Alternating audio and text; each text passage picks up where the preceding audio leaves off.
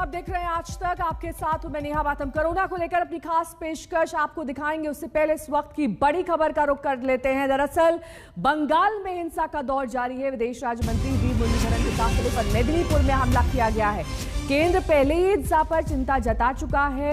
जांच के लिए 4 सदस्यीय टीम का गठन भी किया गया है, लेकिन विदेश राज्य मंत्री के काफिले पर हमला, इस वक्त पश्चिम बंगाल से यही बड़ी खबर आ रही है। दरअसल आपको बता दें कि अब से कुछ ही देर पहले ये हमला किया गया, उसके बाद की तस्वीरें आप अपने टेलीविजन स्क्रीन पर देख सकते हैं। मिदनापुर में ये हमला हुआ है। 4 सदस्यीय टीम का गठन कर दिया गया है। हिमांशु मिश्रा हमारे संवाददाता इस वक्त तमाम जानकारी के साथ हमारे साथ जुड़ गए हैं। हिमांशु, ममता बनर्जी पहले ही कह चुकी हैं कल अपने शपथ ग्रहण के बाद कि राज्य की कानून की व्यवस्था उनके हाथ से निकल चुकी है, इसीलिए चीजें आउट ऑफ कंट्रोल हो रही हैं। और आज ये हमला, देखिए बिल्कुल ये हमला जो है वो केंद्रीय मंत्री वी मुरलीधरन है, जो 4 सदस्यीय टीम बनाई गई थी, जो बीजेपी के कार्यकर्ताओं की हत्या हुई है या उनके साथ मारपीट हुई है चुनाव नतीजों के बाद, उनको घरों में जाकर उनसे मिलने के लिए खुद जेपी नड्डा भी गए थे परसों। लेकिन वी मुरलीधरन जो केंद्र सरकार में मंत्री भी हैं, वो आज वेस्ट मिदनापुर गए थे। उन्होंने 2 कार्यकर्ताओं के यहाँ जाके मुलाकात की, उनके परिवारों से, और उनको सांत्वना दी और श्रद्धांजलि दी। जब वो तीसरी जगह जा रहे थे, तीसरे कार्यकर्ता के घर पर, तब उनके जो पायलट गाड़ी है उस पे हमला हुआ और उनकी गाड़ी पे हमला हुआ। उनकी गाड़ी पे जब हमला हुआ है तो उनके ड्राइवर को भी चोट लगी है।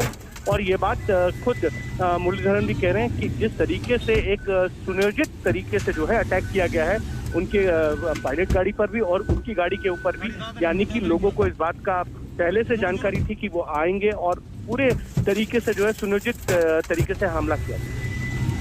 और हमले की तस्वीरें हम हिमांशु देख पा रहे हैं। अब गाड़ी के शीशे को डैमेज कर दिया गया और काफी ज्यादा डरा देने वाला ये पूरा का पूरा मंजर, क्योंकि जिस तरीके से पश्चिम बंगाल में कानून व्यवस्था बेकाबू होती हुई दिख रही है, यहाँ पर कई सारी चीजें सवालों के घेरे में। हिमांशु, दरअसल पूरा का पूरा जो कानून व्यवस्था का सिस्टम है वो चुनाव के पहले से ही चरमरा चुका है। पश्चिम बंगाल से रक्त रंजित तस्वीरें आती रहती हैं और ये उसमें एक नया अध्याय है।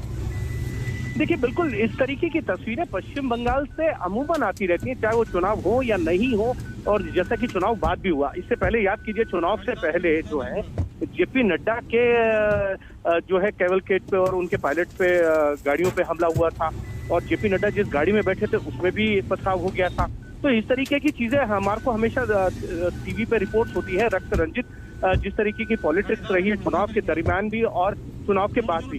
अब ये सवाल जरूर खड़ा होता है कि कानून व्यवस्था को लेकर जो बात ममता बनर्जी कह रही है कि सही में कानून व्यवस्था इतनी चरमरा गई है। लेकिन ममता बनर्जी ने ये भी कहा था अपने शपथ ग्रहण समारोह के बाद कि वो जो है वायलेंस किसी भी तरीके का बर्दाश्त नहीं किया जाएगा। तो जब ममता बनर्जी ने कहा था, और क्या कानून व्यवस्था, और कल उन्होंने जिस तरीके से सारे ऑफिसर्स, आईपीएस ऑफिसर्स से लेके आईएएस ऑफिसरों की ट्रांसफर की है, उसके बाद भी अगर कानून व्यवस्था इस तरीके की है तो जरूर सवाल उठता है ममता बनर्जी की प्रशासन करने की जो तरीका है उसको लेकर। लौटूंगे मैं आपके पास। इस बीच अनुपम मिश्रा हमारे संवाददाता भी जुड़ गए हैं पश्चिम बंगाल से हमारे साथ। अनुपम, जिस कानून व्यवस्था का हवाला लगातार ममता बनर्जी दे रही हैं कि उनके नियंत्रण से बाहर हो गई है अब कानून व्यवस्था, क्योंकि बहुत सारे अफसर्स का तबादला कर दिया गया है, क्या इसको लेकर कोई हाई लेवल मीटिंग या समीक्षा बैठक की गई है?